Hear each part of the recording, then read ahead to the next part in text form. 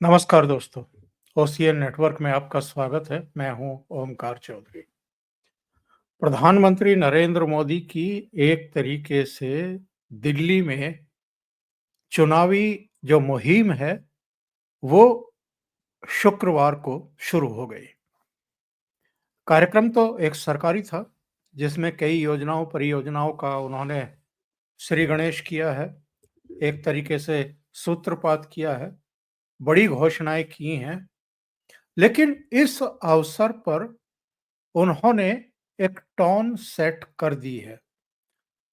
श्री गणेश के दिन ही उन्होंने बता दिया है कि जो दिल्ली विधानसभा के चुनाव होने जा रहे हैं, उसमें भारतीय जनता पार्टी की रणनीति क्या रहने वाली है। और प्रधानमंत्री का ये कहना कि एक से एक भ्रष्टाचार और घोटाले और बेशर्मी का आलम ये है कि ऐसा लोगों को महसूस कराते हैं कि जैसे कुछ हुआ ही नहीं है। और प्राइम मिनिस्टर ने जो शीश महल का जिक्र किया है, इसके सापेक्ष पूरे देश में जो 4 करोड़ गरीबों को घर बना करके दिए हैं, उसकी चर्चा, और दिल्ली में भी गरीबों को घर देने की चर्चा। यानी अरविंद केजरीवाल की जो कथनी करनी में बड़ा अंतर रहा है, उसको एक्सपोज करने का काम प्राइम मिनिस्टर मोदी ने किया है। इसके अलावा हम बिहार की बात करेंगे। बिहार में आए दिन हम देखते हैं कि कोई एक बयान किसी से लिया जाता है मीडिया के द्वारा, और उस पर फिर खेल शुरू हो जाता है। बयानबाजी का, चर्चाओं का, प्राइम टाइम का, यानी गाल बजाई का। और इसके लिए बहुत हद तक वहां के पॉलिटिशियन भी जिम्मेदार हैं, जो इस तरह की चीजों को हवा भी देते हैं और कई बार उसको एक आधार भी प्रदान करते हैं अपनी हरकतों की वजह से। बिहार में एक समानांतर और घटना घट रही है, प्रशांत किशोर का अनशन। इस पर भी चर्चा करेंगे। मेरे साथ पटना से ही जुड़ रहे हैं सीधे अभिषेक तिवारी जी, और उनसे चर्चा की शुरुआत करेंगे। अभिषेक जी, बहुत स्वागत है आपका। नमस्कार। नमस्कार सर, प्रणाम सर। अभी तो लग रहा है कि हाँ, मैं ऐसी जगह से बात कर रहा हूँ जहाँ हम दोनों सर्दी झेल रहे हैं। अभी आदि सर के साथ बैठा हुआ था, बिल्कुल टी शर्ट में थे। आई वाज फीलिंग वो वेरी मैसूर कॉम्प्लेक्स। वो मैसूर से थे, इसलिए मैसूर में तो 25% जो है 25 वही बात। प्रतिशत वहां का है, तो हम्म, वो बैठ सकते हैं शर्ट में। तो अभिषेक जी, ये बताइए, प्राइम मिनिस्टर ने तो सूत्रपात कर दिया आज चुनाव का दिल्ली में, और जी। सीधे अटैक किया है, और आपदा बता दिया है दिल्ली के सिर पर इस सरकार को कि पिछले 10-11 साल से दिल्ली आपदाग्रस्त है। इससे सही शब्द मेरे विचार से हो नहीं सकता है। निस्संदेह बिल्कुल। मैं इस बार जब मेरा जो एक्सपीरियंस है, जब मैं दिल्ली गया हूँ इस बार, वो बहुत ही खराब है। मतलब बिहार का खराब से खराब शहर इतना बदबूदार नहीं हो सकता जितना दिल्ली है। लक्ष्मी नगर, उत्तम नगर, ये महक रहे हैं सर, आप नाक के ऊपर हाथ रख के जाओगे। इसका एक और कारण है, दिल्ली की शुरुआती 5 साल में आम आदमी पार्टी की ये कारस्तानियाँ निकम्मेपन की इसलिए छुप गई थी क्योंकि नगर निगम में बीजेपी बैठी हुई थी, उनकी सरकार थी। वहाँ पर बीजेपी अच्छा काम कर रही थी। तो अब देखिए, बीजेपी या भाजपाई सिर्फ दिल्ली की बात नहीं है। कहीं भी नगर निगम, नगर पालिका में बैठते हैं ना, आप देखिए इनका काम साफ-सफाई इस मामले में बहुत बढ़िया होता है और कई सालों से थी। अब यहाँ पर भी ये बैठे हुए हैं। और दिल्ली में सल्तनत में तो मैं इनका नाम रखता ही हूँ कि मोहम्मद बिन तुगलक तुगलक जैसी बातें करते हैं। समझ में ही नहीं आएगा कि कब क्या बात करेंगे। बहरहाल, आपदाग्रस्त ही नहीं है, लकवाग्रस्त भी है। और मैं आपके चैनल के माध्यम से एक और बात पूछना चाहता हूँ। ये अलग-अलग चैनलों पे कहते फिर रहे हैं कि अतिशी नहीं, मैं सीएम बनूंगा। क्या दिल्ली में अरविंद केजरीवाल सुप्रीम कोर्ट के गाइडलाइन की धज्जी नहीं उड़ा रहे? उनके बेल बॉन्ड को याद किया जाए। कैसे सीएम बनेंगे? ऑफिस जा नहीं सकते, कैबिनेट की बैठक कोई कर नहीं सकते, किसी फाइल पे साइन नहीं कर सकते, ऐसे सीएम बन जाएंगे? सीएम बनने का मतलब क्या, सिर्फ शीश महल में रहने के लिए बनेंगे? सीएम कौन बनता है? सीएम क्या है? कैबिनेट के किसी प्रस्ताव को मंजूरी देने वाला शख्स सीएम बनता है, पीएम बनता है। वही है तो सीएम का, पीएम का काम। और क्या काम है सीएम पीएम का? तो ये सब तो वो कर ही नहीं सकते। इस बात का उत्तर कोई नहीं दे रहा है। और कमाल की बात है, इस देश की पत्रकारिता को देखिए, सलाम करने का मन करेगा सर। कोई माई का लाल जना नहीं है जो ये प्रश्न पूछ सके कि भाई तुम बनोगे कैसे सीएम। और ऐसा तो है नहीं कि सीएम बनते बनते सुप्रीम कोर्ट ये अपनी चीजें हटा देगा तुम्हारे ऊपर से। ऐसा हटाने का भी कोई नहीं, उन्होंने नहीं लिखा। तुम बेल पर हो, मुक्ति नहीं मिली है, तो आपदाग्रस्त तो है ही, लकवाग्रस्त। तो इस प्रकार से जो कह रही है आम आदमी पार्टी की उनके पास सीएम फेस का चेहरा है, मेरा आज से काउंटर तो ये, उनके पास सीएम फेस का चेहरा नहीं है। फिर वो पहले क्लियर करे। दूसरी बात, आज ऑफिशियली भाजपा ने प्रधानमंत्री जी के थ्रू अटैक करा करके ये क्लियर कर दिया कि वो इस चुनाव को हल्के में नहीं ले रही है। उन्होंने चुनाव के पेस को स्लो डाउन किया था और अब केजरीवाल के चेहरे पर हार का डर दिख रहा है। सर देखिए, 2015, 2020 में और 2025 में एक अंतर है। केजरीवाल जिन मामलों में फंसे हुए हैं ना, वो जानते हैं कि अगर सीएम का पोस्ट, कुर्सी इस समय बदला, इस समय चीजें बदली और भाजपा के हाथ में है, तो सिर्फ वो जेल नहीं जाएंगे, जेल तो जाएंगे ही जाएंगे, इसमें क्या संदेह है।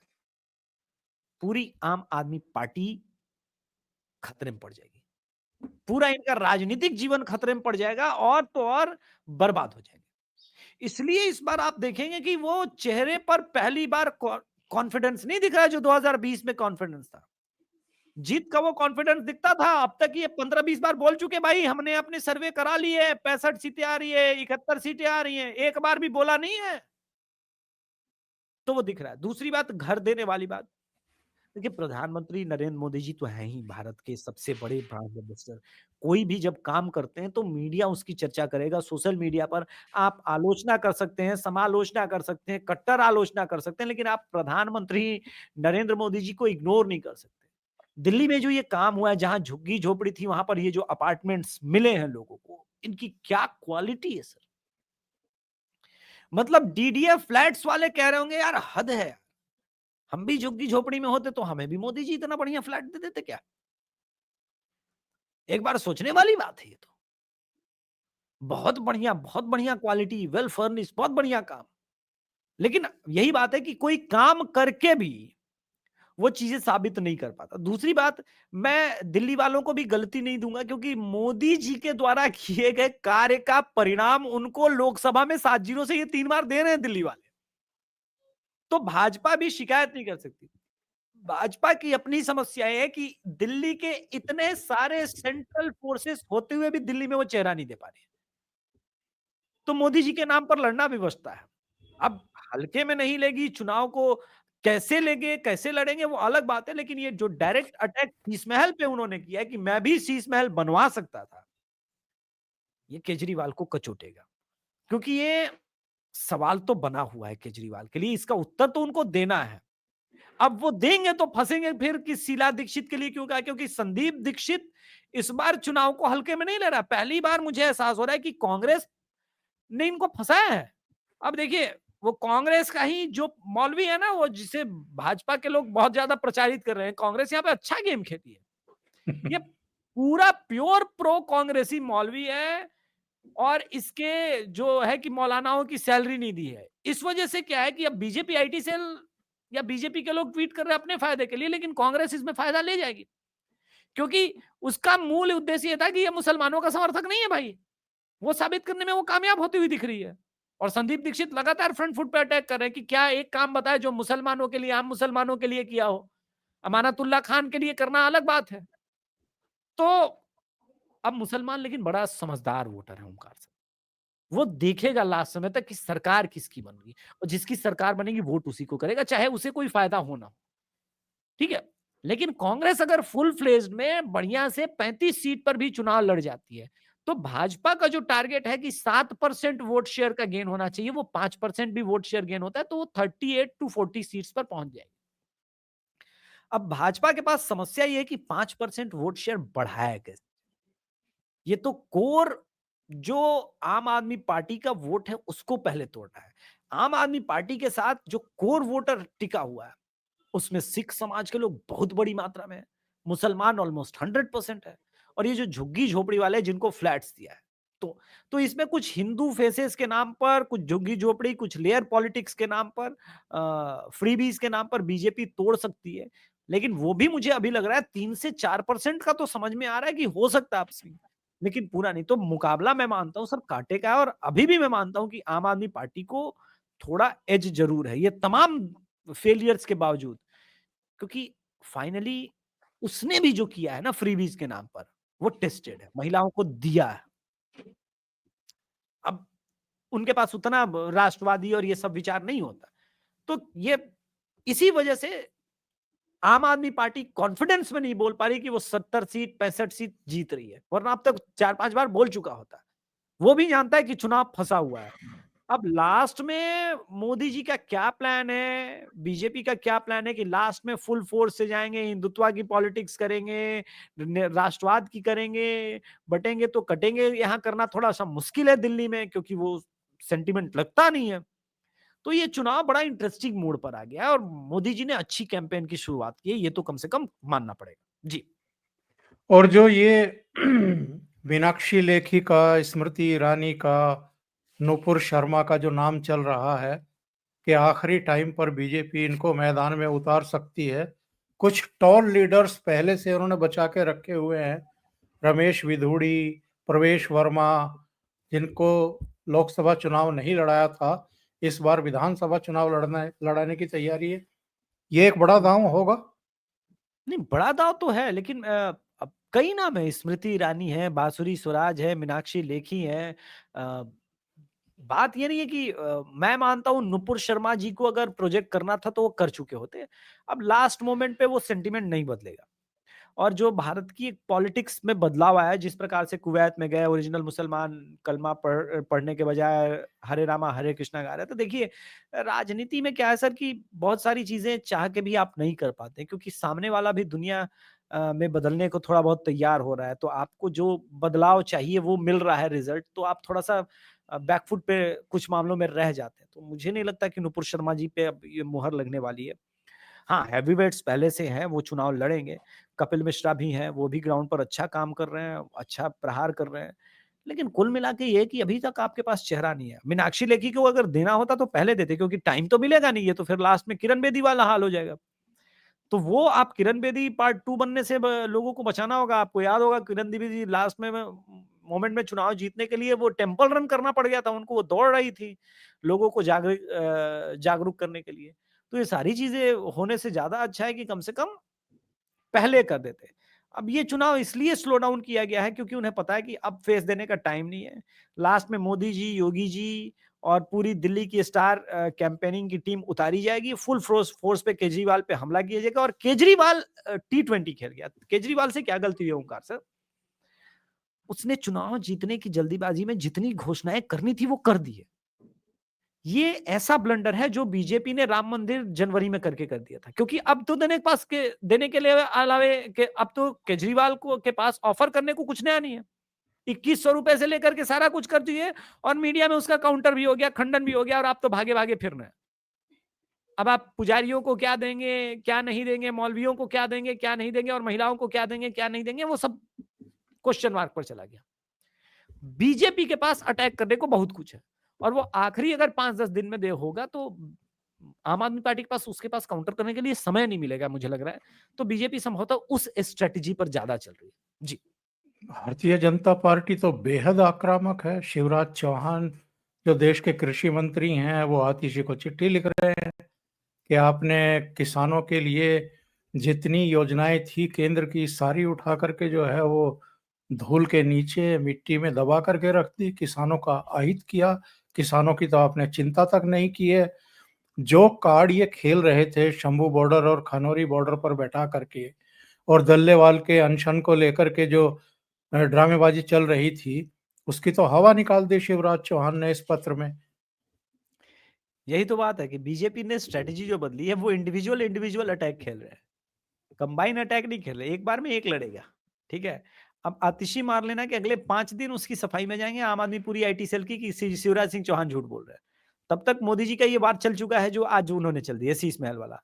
इसके बाद जैसे ही कुछ केजरीवाल के पास होगा स्लो डाउन करने के लिए, आप देखेंगे कि एलजी ने ₹2100 वाले मैटर पे जिस प्रकार के लेटर्स निकाल दिए।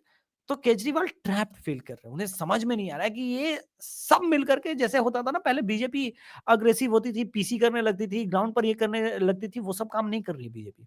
बीजेपी वेट कर रही है कि एक बार चुनाव का बिगुल फूँका जाए चुनाव आयोग के द्वारा, तब करेंगे सारी चीज़ें।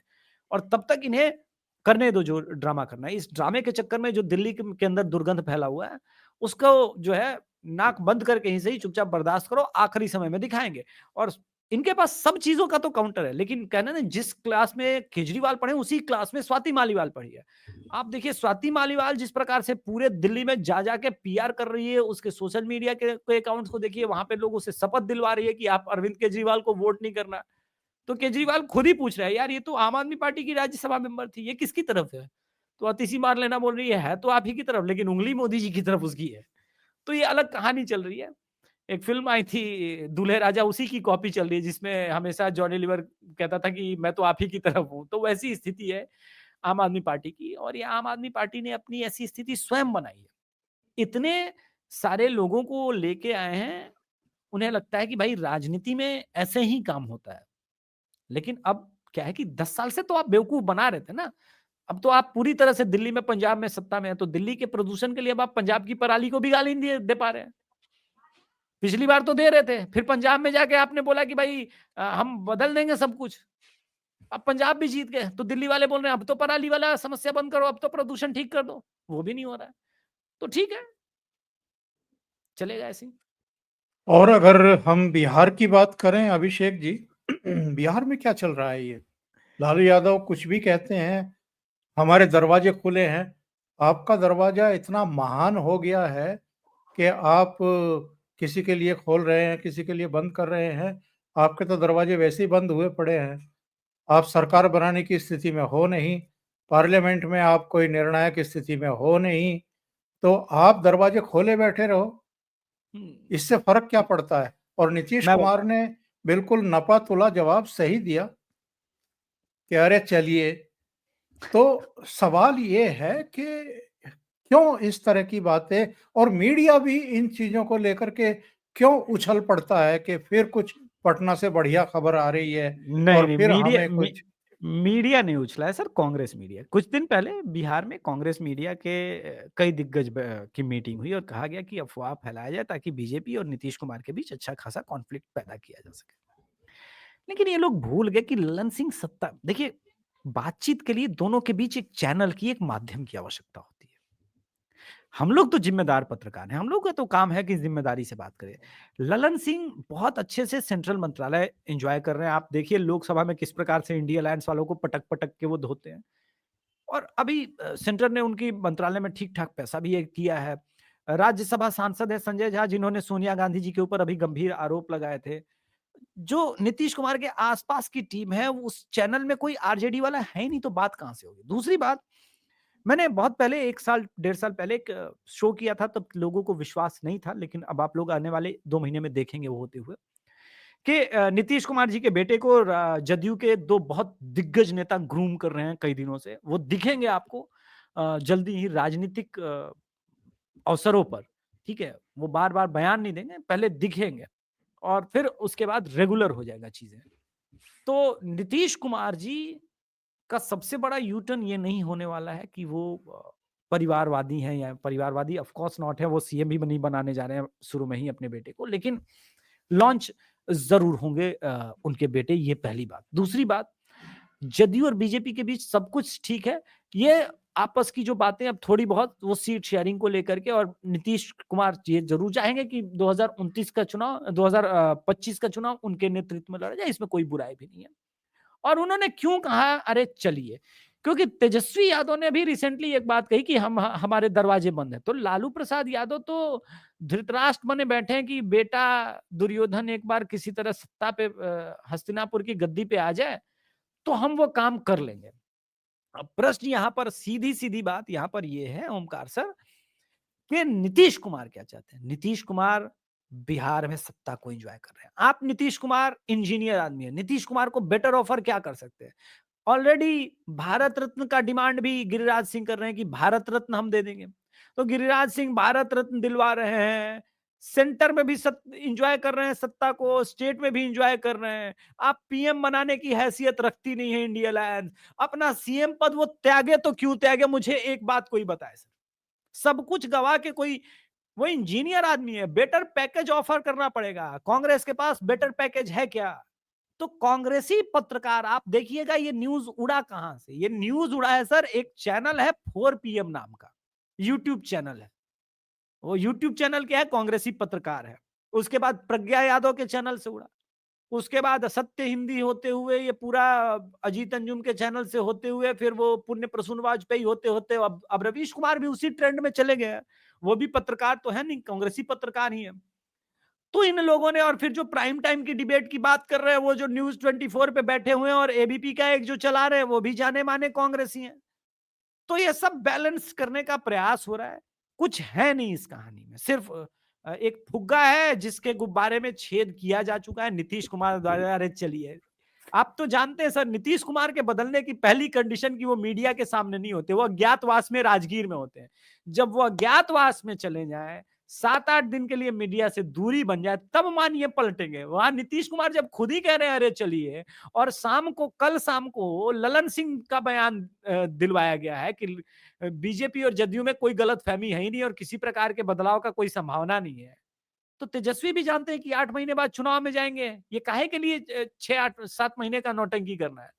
लालू प्रसाद यादव की बात को सीरियसली लेने का कोई मतलब नहीं, और इन पत्रकारों को तो कतई सीरियसली देश की जनता नहीं लेती। हरियाणा वालों ने सीरियसली नहीं लिया सर। और ये प्रशांत किशोर को क्या हो रहा है? एक एफआईआर तो इस बात की हो गई थी कि वो स्टूडेंट्स के उस मैदान में चले गए थे जिसकी परमिशन नहीं ली गई थी इकट्ठा होने की, और अब अनशन पर बैठ गए हैं। कहीं ऐसा तो नहीं है कि डेस्परेशन में फंसते जा रहे हैं और फंस भी ऐसे रहे हैं कि निकलने का रास्ता दिखाई नहीं दे रहा है? नहीं, ऐसा नहीं है, वो बहुत कैलकुलेट करके काम कर रहे हैं। उन्हें पता है कि चर्चा में बने रहने के लिए बीपीएससी आंदोलन से बढ़िया चीज हो नहीं सकती, और तेजस्वी के अंदर इतने बूते के बात नहीं था कि वो इस आंदोलन को लीड कर सके, इस आंदोलन का फायदा उठा सके। तो और वो उठा भी ना पाए। विपक्ष के पास बना बनाया मुद्दा मिला, और ये शुरू में जेन्युइन स्टूडेंट्स का ही प्रोटेस्ट था, और अभी भी इसमें मैं अभी भी कह रहा हूँ 80% जो है वो स्टूडेंट्स ही हैं। इसको अच्छे से सॉर्ट आउट किया जा सकता था जैसे योगी जी ने या इंदौर के डीएम ने किया था, लेकिन वो सॉर्ट आउट नहीं किया गया। ये गलती हुई है एनडीए से, इसमें कोई संदेह नहीं है। और आने वाले समय में ये कितना इम्पैक्ट करेगा, ये तो हालात बता देंगे। लेकिन मुझे लगता है कि बीपीएससी के स्टूडेंट्स के साथ मिलकर के बेहतर ढंग से इसका जो है सॉल्यूशन निकाला जाना चाहिए। विपक्ष तो राजनीति करेगा ही इस पर। लेकिन क्या प्रशांत किशोर जमीन तलाश कर रहे हैं कि इनके सहारे ही मैं कुछ राजनीतिक जमीन तैयार कर लूं, और क्या इसमें सफल हो पाएंगे? अब ये कहा नहीं जा सकता सर। देखिए, पहले ही बाई इलेक्शन में 10% तो मत हासिल कर चुके हैं। बिहार में कोई एक नई फ्रेश पार्टी है, आम आदमी पार्टी सर 1% भी वोट नहीं ले पाई थी 2 चुनाव में। तो ऐसा नहीं है। और केजरीवाल की तो हवा भी थी, लोग तो जुड़ भी रहे थे, लेकिन फिर भी नहीं हो पाया। तो 10% बिहार की जहां पर जाति की पॉलिटिक्स होती है पहले बार में, वो भी बाई इलेक्शन में जहां पर मोस्टली लोग सत्ता पक्ष के लिए वोट करते हैं, इस थॉट से कि हमारा कम से कम सत्ता पक्ष का विधायक बनेगा तो 10-12-15 महीने की जो भी सरकार है उसमें वो काम करेगा। एक ये मन में होता है भाव। फिर भी 10% वोट लेके आए हैं, तो उसको वो 20-22% पर लेके जाना चाहते हैं। उनका पहला लक्ष्य सत्ता तक पहुंचना नहीं है, वो ये चाहते हैं कि 20-22% में ले आकर के कम से कम 20-25 सीटें लेके आए, ताकि वो सत्ता के केंद्र में आ सके। और इस प्लान को लेकर के अगर वो काम कर रहे हैं तो कम से कम बीपीएससी उनके लिए एक सहारा तो मुझे दिखती ही है। उसमें तो कोई संदेह नहीं, क्योंकि इस स्टूडेंट देखिए, बिहार में स्टूडेंट प्रोटेस्ट के अपने मायने हैं सर।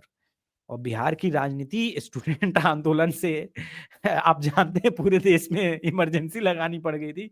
बिहार में कुछ ऐसा ही होता है, और सभी कास्ट के लोग ऑलरेडी बीपीएससी स्टूडेंट्स के साथ जुड़ रहे हैं, क्योंकि सभी कास्ट के लोग, सभी फैमिली के लोग हैं इसमें।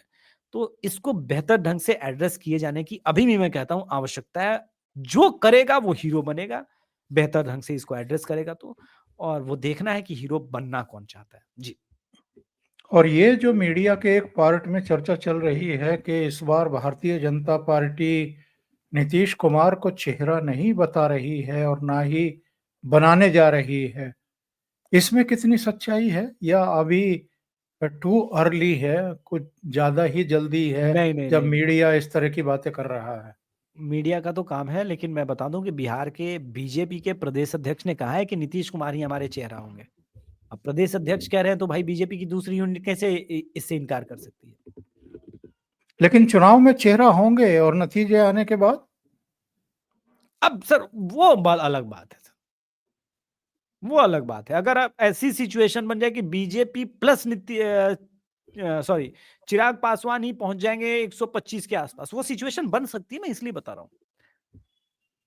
तब क्योंकि महाराष्ट्र में भी तो यही हुआ है। बीजेपी हाँ। जैसे ही 130 के ऊपर पहुंची तो वहां पर प्रेशर बन गया एकनाथ शिंदे के ऊपर कि वो बैक करे और देवेंद्र फडणवीस को ही मुख्यमंत्री बनने दे।